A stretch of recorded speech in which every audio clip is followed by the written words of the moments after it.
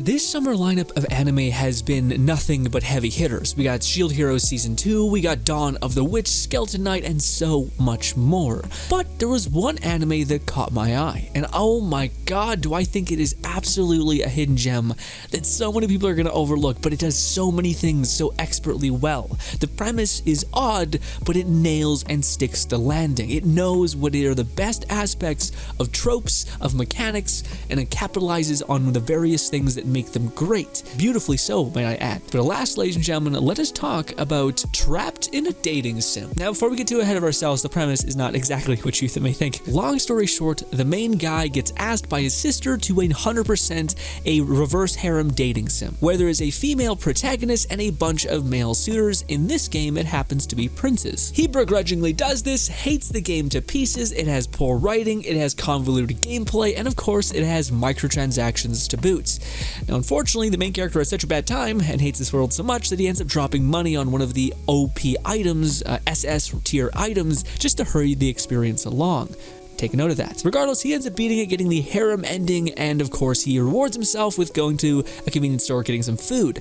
But as he makes his way out of his apartment, malnourished, extremely tired, and mind melted because, playing a dating sim for like many hours, he ends up falling down the stairs, breaking his neck. Truck-kun missed again, boys. Hell yeah! Sorry. He awakens in this Otome game, the game that he hated. Now, the funny thing about this game is the world of this Otomo game is your classic fantasy, except with one thing turned on its head. Women's and men's role are inversed. So there is an aristocracy, but in this world's case, you sell off your sons for capital, nobility, and insurance. Men are considered to be lesser, women are considered to be the top dogs who control and rule just about everything. They have a lot of like one-off comments, like when you reach 20, no woman wants you. It's just a bunch of horrible stuff, but it's very cool to see they have fun with this trope of like women being as toxic and like entitled as men are. Power's power, baby. Toxic as hell. So yeah. Needless to say, eventually the character understands that he's trapped in the game that he hates so much, Reborn, and he ends up writing down all of the events he can remember from his past life, his playthrough of the game.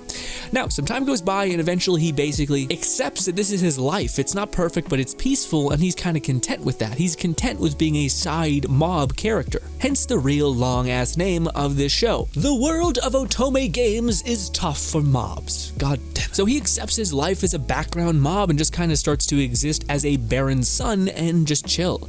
But of course, because women run the world, he gets sold off just like a princess to a very, very gross old man, but in this case, gross old woman. He says, screw this. So with his memory of the game, he sets off to go get his microtransaction OP as hell starship. Long story short, he gets it.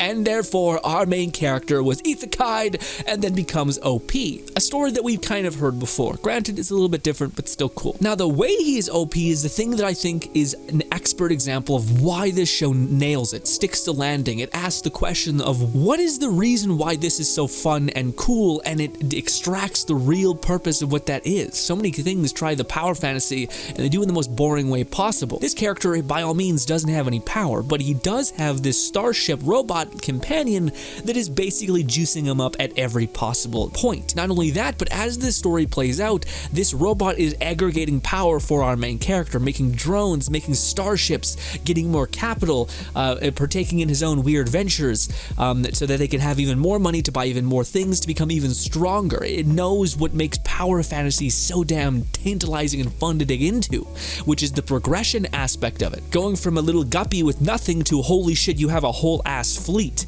That is incredibly satisfying.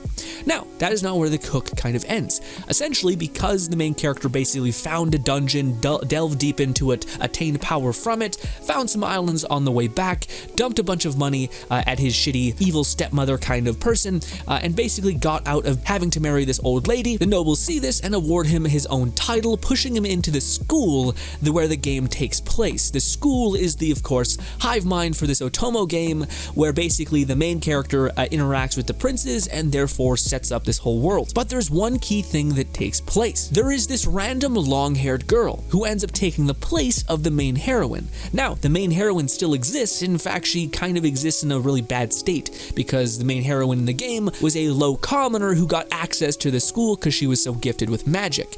But because she's in this high profile school and basically has no nobility, people treat her like crap. But long story short, there is this new girl who's taking the eye of the princes and setting herself up for being the main protagonist, doing the opposite of what our main character is trying to do, which is just stay in the background and have a decent life. So that is the premise, that is the interest of this world, but it doesn't stop there.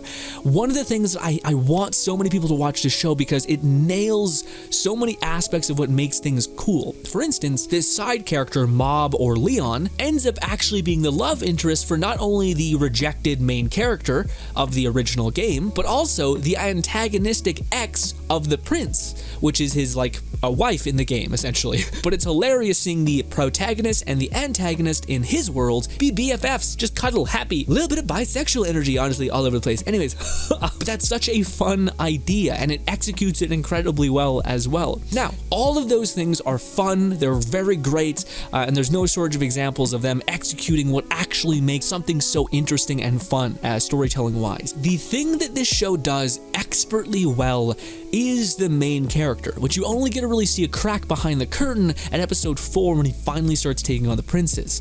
The main character, by every account, is kind of shitty. He's not perfect, he's flawed, he is kind of scummy at times, he's egotistical in a moment, but also incredibly kind. The best way to describe him, I think, is he is like an evil person possessed by a hero.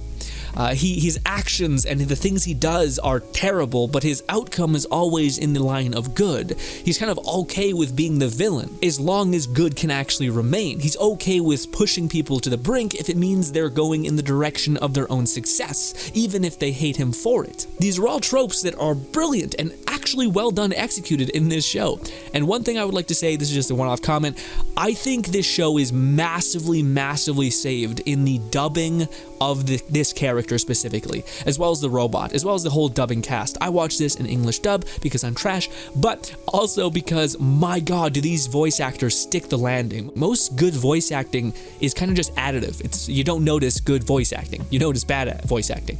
But this voice acting is so good that you do notice it in a positive way. It makes you feel this character is like sick, twisted, but also your sick and twisted character.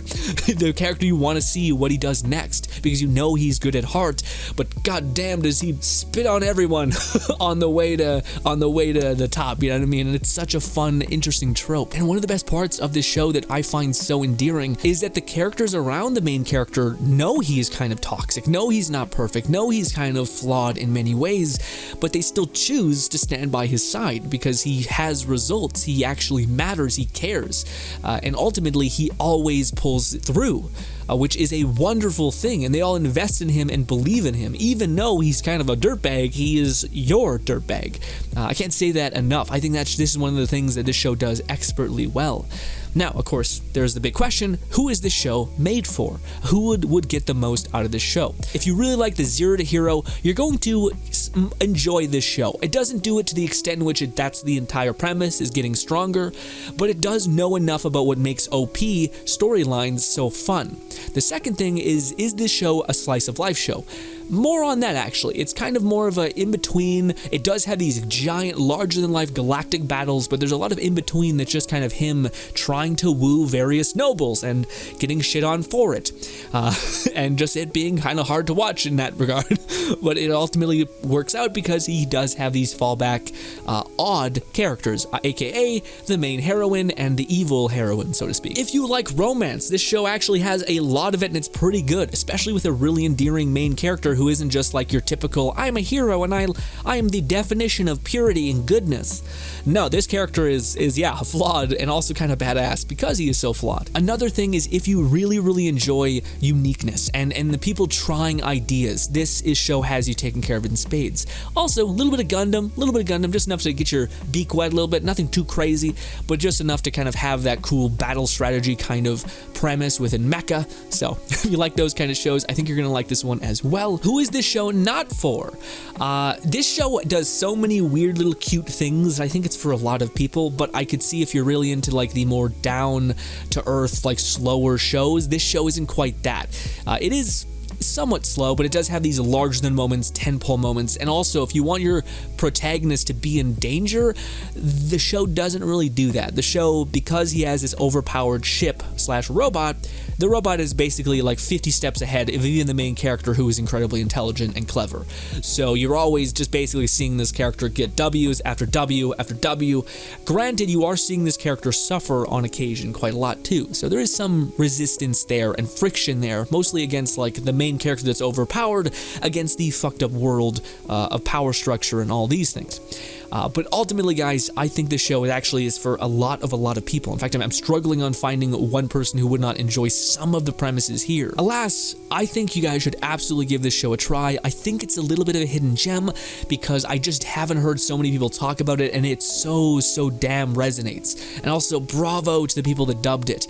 I can only imagine the Japanese version is as amazing, but holy moly, did they ever like nail it? And I hope with all my heart that we get a season 2, because I just want to see these characters and what they want to go into more. In fact, that's my only criticism for the entire show, to be honest.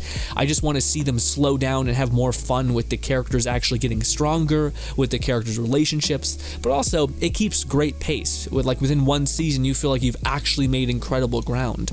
Although I would have loved to see like his robots, like, you know, add stuff to his islands. I would have loved to see the robots in the background, you know, creating his fleet, creating the whole like death beam. Not too much spoilers, sorry. Ladies and gentlemen, thank you so much for your time. Hope you enjoy the rest of your day. Consider checking this show out. I watch it over at Crunchyroll. The link in the description is not a referral link yet, but yes, thank you so much for your time. Hope you enjoy the rest of your day, and goodbye, my friends.